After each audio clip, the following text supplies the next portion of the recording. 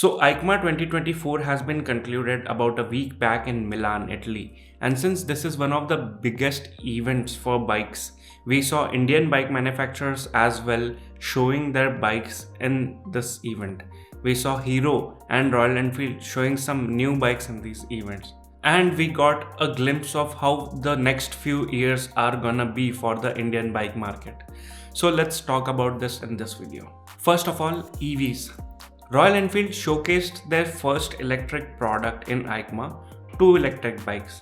One is meant for speed and one is meant for speed with a bit of off-road. However, they strongly indicated that these two bikes are primarily for city purpose. They call it Flying Flea, and I believe 2025 will be the year you will see them on the roads.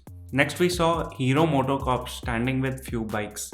We saw the Xtreme 250R, which is a sports bike, and the Xpulse 210. As an Xpulse 4V owner, I can say that this will be one of the best entry-level off-road tourer bikes with panniers installed. Panniers on 210cc bike feels a bit weird, but I trust the charisma engine that this bike is getting. A few months back, we were speculating that Hero is gonna launch its 400cc Xpulse in this event. However, that didn't happen.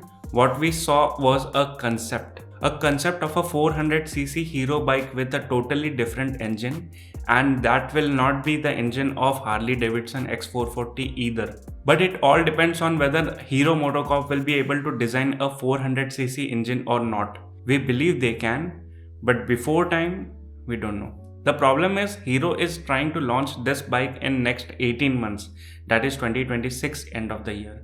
Till that moment, you will also see that Royal Enfield will be trying to make its ground firm in the EV segment with the electric Himalayan as well. So Royal Enfield is always gonna be ahead of all the other two-wheeler manufacturers in the Indian market. RE also showed its Classic 650 and Bear 650. So if you need something that is heavy and has a character, then you can take a look at these. Next we have KTM. KTM has showcased its Adventure 390 that is based on the new 399cc engine. I call this engine the perfect engine. However, the bike itself is perfect or not, we will see when this bike comes in our hands. This is because for the previous KTM Adventure 390, people had different opinions for that bike. We are getting the Enduro version, the Adventure R version, as well as a road specific version of the Adventure 390 from KTM next year. KTM has also dumped its existing models of 1390s and the 890s in the Indian market recently. Next we have the F450 from BMW. This bike looks amazing and it was totally eye-catching. However, this is still a concept with more focus towards off-roads. And when this bike will hit the roads, this has to fit between the KTM 390 and the Honda NX 500 in pricings and in all other terms as well. Now I personally believe that for the Himalayan 411, there was a strong competition from companies like ESD with their adventure versions. But the Himalayan 450 has no competition yet and it is still close to perfect machine for the masses. It has so many problems, there are chassis issues, it's unnecessarily heavy. There's a room of improvement. However, no other bike manufacturer has been able to fill this room because no one else has been able to build an engine like the 450cc engine of the Himalayan. Some did, however, those bikes are too expensive than the 450 Himalayan.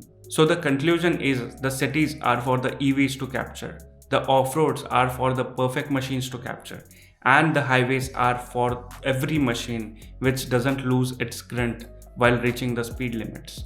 I won't call 2025 as the best year for motorcycles because miracles don't happen every year. We saw one this year and hopefully we will see all the concepts that were showcased in the coming years. Till that moment, enjoy your current ride and keep it dirty. See you later.